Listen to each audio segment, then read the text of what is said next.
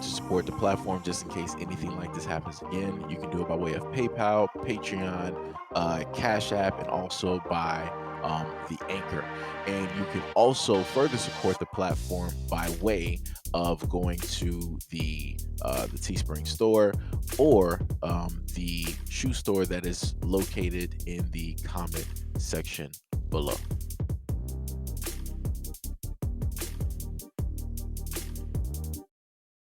Roland made a really legitimate point here. I will say, a lot of black men sometimes feel like they're ignored or they're put down, particularly sometimes even by black women in the media. So this is not that.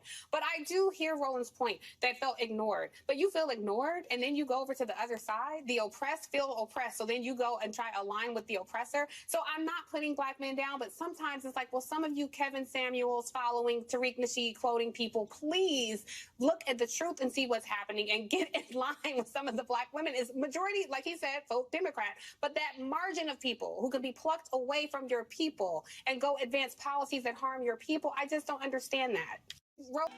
All right, number one, this is what we're not about to do. We're going to let the dead stay exactly where they are. At no point in time should, in any type of current conversation, should Kevin Samuel's name even still be spoken, and especially in a negative light. This man is not even here to defend himself. Like I said, and I've stated to people before, all of these people that want to negatively talk about Kevin Samuels, where were y'all at when he was alive? Where were y'all at when he had a platform? Where were y'all at when he was traveling from state to state and you could call into his show to let him know how you really feel? Where were y'all at? Because as it stands now, I see a whole bunch of people still wanting to bring this man's name up because there's still some type of life there. You have people that don't really have, in a sense, much of a platform or much of a leg to stand on. So they need to, in a sense, use somebody in order to throw the spotlight up there and to gain some type of recognition. That's clear cut what this black woman is doing right here with the platform that she states, right? You have her stating, right? This is just about voting. But she decided that she wanted to bring up two black men, right? One, Kevin Samuels, right, who is no longer here, who cannot defend himself, right? And then the second. So we are at the museum spot that we just purchased out here in Los Angeles. Beautiful space, man. Beautiful, beautiful space. This is the museum space. We're going to put a lot of good stuff in here. Some of the stuff that you see is not going to be in here, but we just got the place, man. We officially own this building here in Los Angeles on Jefferson. Man, great space, nice outside. We're gonna have some stuff going on outside here in the back. So we got some stuff in the back that we're gonna have some outdoor events and all that stuff happening. So this is gonna be real fly. So y'all stay tuned. So I wanted to specifically showcase that because that's Brother Tariq Nasheed. That is the same exact person who the black woman with the platform decided that she wanted to, in a sense, bring up in a negative light. She didn't want to bring up any of the positive things that he's done. She didn't want to bring up any of the documentaries that he has done. She wanted to bring up the fact that this black man ended up having a GoFundMe within a short amount of time that raised $1 million+ so that that building can be bought, so that a hidden color museum can be established, right? Which is going to be specifically about Black history, not anybody else's history, Black history, things dealing with us, right? And this is the main thing that I want to highlight here, right? To the Black women out here, I've done the best that I can in a certain sense to basically showcase how you guys are being tricked and misused, right? A variety of ways all over the place. And, no matter which way I decide to go, there's always those out there that are still on this platform, not subscribed, some who are subscribed, that always want to give pushback, that always want to run their mouth, that always want to have something specifically to say, right?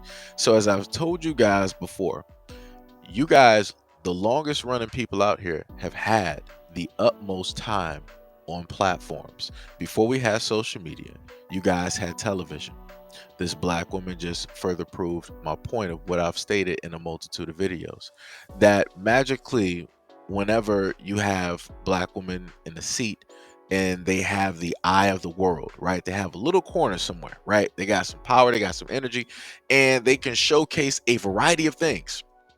Somehow, some way, a black man or black men in general will be used and put in a position to be seen as a negative in some type of way, shape, or form. And while also being in that negative, as she put it, we will be side by side with the oppressor. Like, it's the craziest thing. I'm like, am I the only one that remembers that this woman is more than likely working for somebody that's Caucasian? She's on Caucasian airwaves, and yet she's the one saying that black men who are oppressed decide that they want to team up with the oppressed to work with the oppressor. Color me confused and surprised. And like I said before, you don't have other women up here. They're not using white women to do this. They're not using Arab women. They're not using Latin women. They're not even using Caucasian women to push this. They're using a black woman as the front man in order to push this narrative of, hey, the reason why the Democrats' numbers are low is because the black men out here are listening to Tariq Nasheed and Kevin Samuels, basically trying to deem them as no good black men. And I'm like, y'all don't see the wizardry and the sorcery? Y'all don't see how y'all be getting put in these positions in order to get used to go against black men? You don't have other groups of women enlisting to do this. And like I said before, it's vastly crazy and it's vastly nonsensical how it is that things like this are able to take place and happen. It completely makes no sense, but yet it makes sense at the same time. The other thing that I also want to state is, through every single thing, every single struggle, right, that we've all been through, this is where we are. This is exactly where we are. I stated a while ago, going back to the Black Panther Party, how the Black Panther Party was destroyed internally by way of an agent. And they specifically made sure to take the leaders out, which were the men. Right now, a lot of people are going to say, oh, the men weren't the real leaders, it's going to be the women. I'm not arguing nothing. I'm telling you who it is that they decided to assassinate and take out, the ones that they quote unquote called a threat. Pay attention. They took out the black men, all of them. All of them. And then the agent that helped dismantle the Black Panther Party from the inside, he later decided to take his own life. Pay attention. So then after black women that way were separated from the black man, then you already had, before, somewhere in between, right? Before, after, either which one, you had the war on drugs, and you had drugs being pushed directly into the black community. Go back to one of the old gangster films, and they'll basically tell you how the Italians stated that, oh, we're not going to sell that to our people and ruin our community, yada yada yada. Give that to the blacks, right? So then that was a further way to basically separate the black woman from the black man.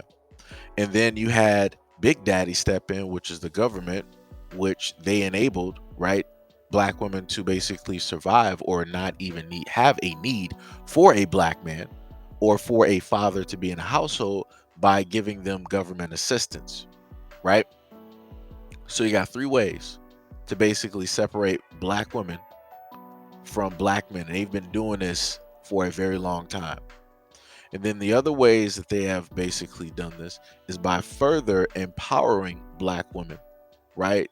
By, in a sense, pushing you to that standpoint of, oh, I'm independent, I can do this, I can do that, yada yada yada, right? So that further, even further pushes black women away from black men. Why? Because black women don't need black men. Because as people have put it, black women can do any and every single thing that a black man can do. So if you can do every and anything that the man of your community can do, what use do you basically have for him?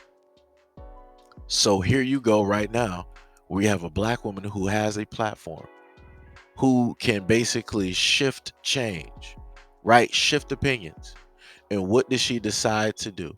She did the exact same thing that she's accusing quote unquote black men of doing, right? Being oppressed and then siding with the oppressor. She decided to use the same linguistics as the oppressor by talking down and condemning black men who listen to Kevin Samuels, a black man, and Tariq Nasheed, a black man. Like I said, for the black women out there, I don't know specifically what more I can realistically say, because at this point in time, I'm sounding like a broken record over and over and over again, because a lot of y'all just ain't gonna listen up until it's far too late. And my main thing has always been trying to, always care and help and love my people, no matter how much they don't really care and want to hear the things that I have to say. I'm still going to, try to save some people. But as I keep looking, I see that it's almost not even worth doing, because people are going to learn, on their own time. And, if it's too late, then it's too late. It is what it is. I just know can't nobody come back and tell me like, yo, how come you didn't say this? You weren't really. Nah, go back and look at the video. Go run that footage again. Go specifically listen to the things that I stated. Go listen to the directions. Go listen to the things that I pointed out. But like I said, it's at this point in time that y'all would rather, in a sense, be so independent and empowered that you guys realistically don't even want a black man, even though y'all say that y'all do. You're allowing, in a sense, one of your own sisters to tell you what it is, how good black men are, and how good they're not. That's literally what I saw in that clip. I don't even need to see the whole episode or whatever it was that that was broadcast. I don't even need to see it. That one part that said all that needed to be said.